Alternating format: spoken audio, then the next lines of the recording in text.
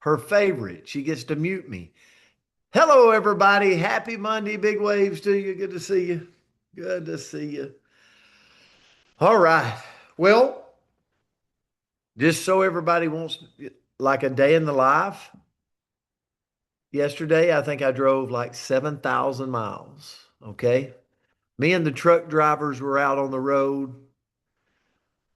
I don't know if all of you heard me when we first started, but I said there are a lot of Dairy Queens out on the open road, the open highway. And every time you fill up your truck with gas, even the convenience stores have mastered the art of ice cream. You can even make your own now while you're at the convenience store. Just so everybody knows, I fought the temptation. No ice cream for Brent. Really working hard. All right. So leads me right into the word for today on this Monday. It's Ruth Ann's word, thrive. Thrive. So I'm going to consider myself thriving over the last several days. I've kind of been out on the road for like 3 weeks now. So for the last several days, though, I was thriving through not having ice cream. We saw no birthdays today. So if it's your birthday, let us know.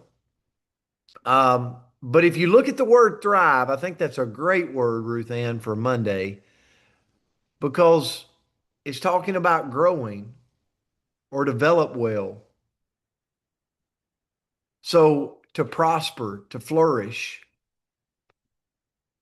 George Herbert said, if a good man thrives, all thrive with him.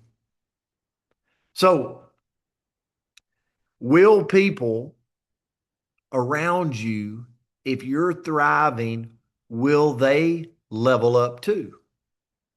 Absolutely. Absolutely. That's why it's so important for all of us to choose the 5 people we hang around with the most. Okay.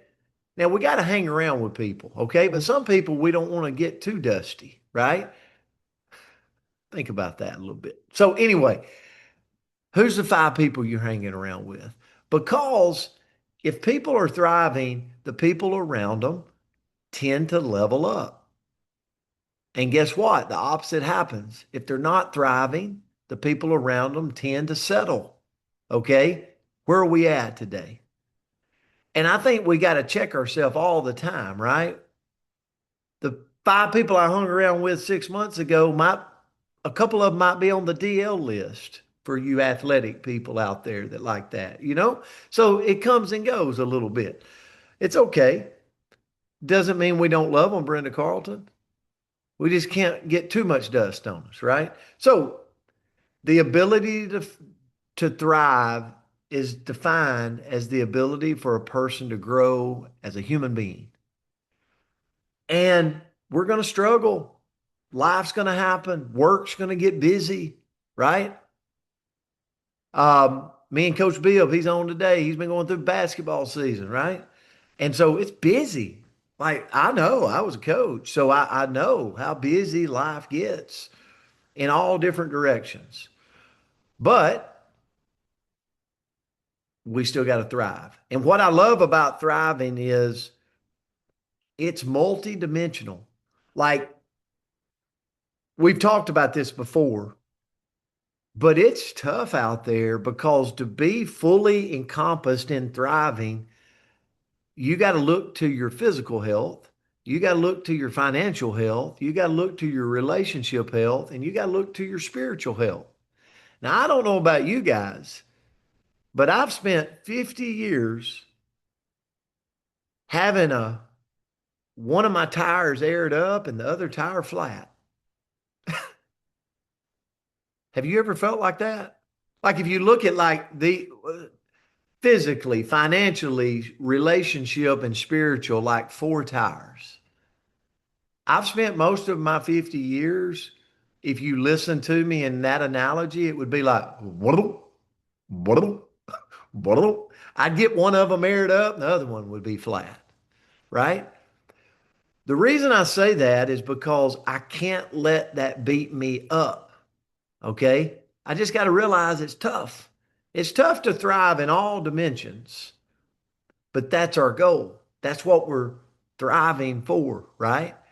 And so all is required to truly thrive.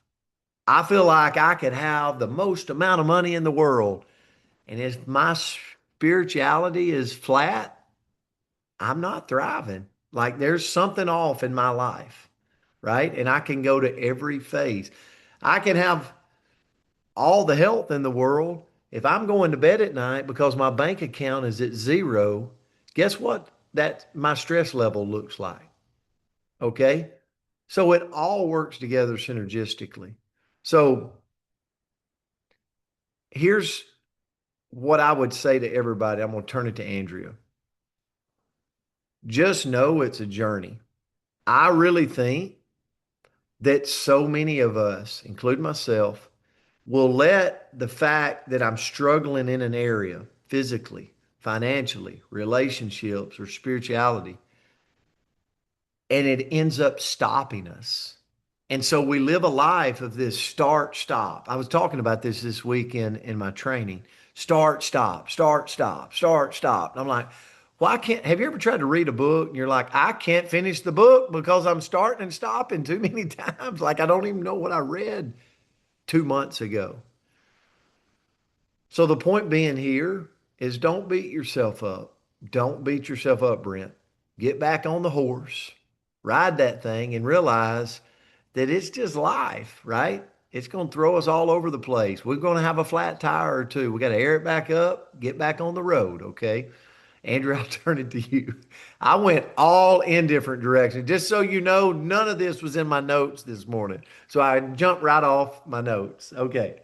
Well, it was a great lesson. So I think the lesson there is forget notes because you just rock it when you just go through it. But I am going to follow my notes because that is who I am. So what I looked into was okay, if we don't feel like we're thriving, or maybe we are, but we want to take it to the next level, what are some things that we can do in order to thrive? So, one, make a decision.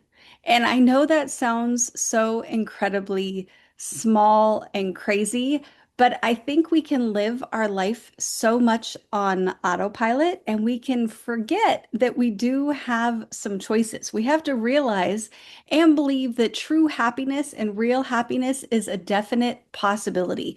And it can be a choice. We just need to believe that it's achievable. So we've also got to realize in there that our happiness, guess whose responsibility that is?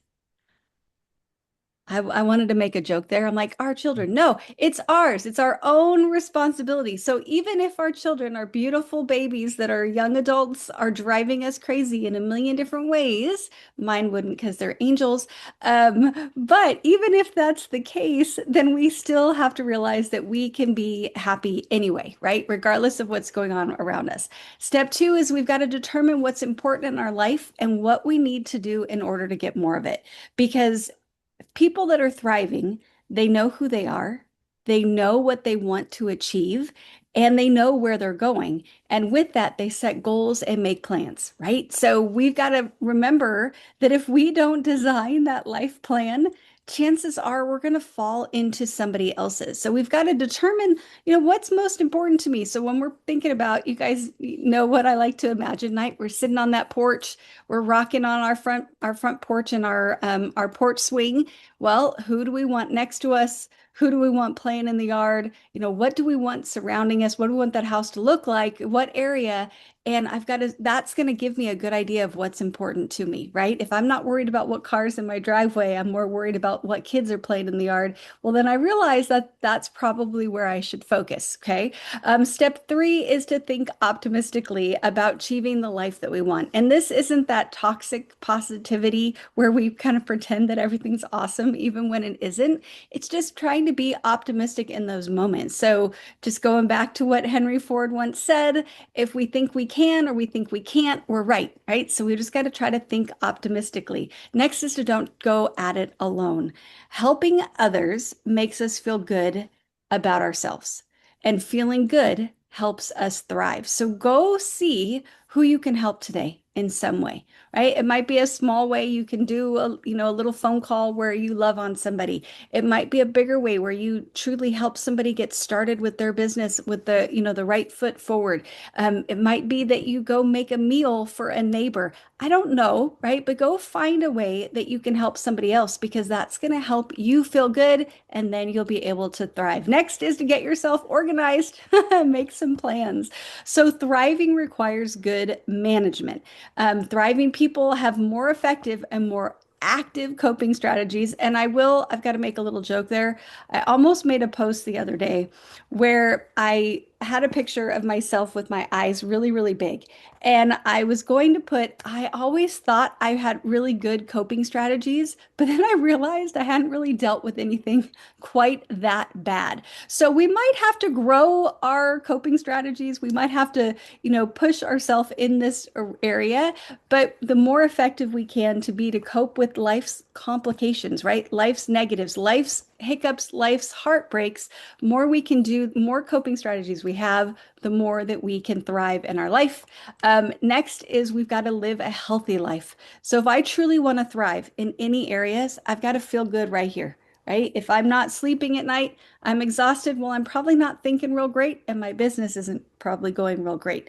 If I'm always hungry, well, you guys know me, then I'm always angry. And so then I would be a grumpus, and my relationships wouldn't be doing that great. So I've got to make sure I'm fueling myself. Whatever it may be, if I'm not moving my body, well, then I'm probably not sleeping. And then it just, right? It's all connected. So if we truly want to thrive, we got to take care of this vessel so we can feel great.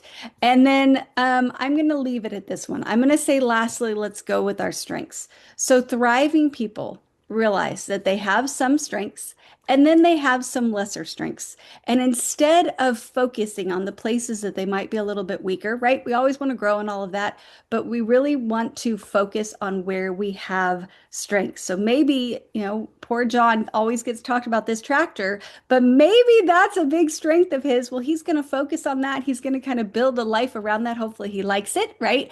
And then he'll work hard on, growing that strength and then help himself in the places that maybe he's a little bit weaker. So that's what I had today. Great word this morning.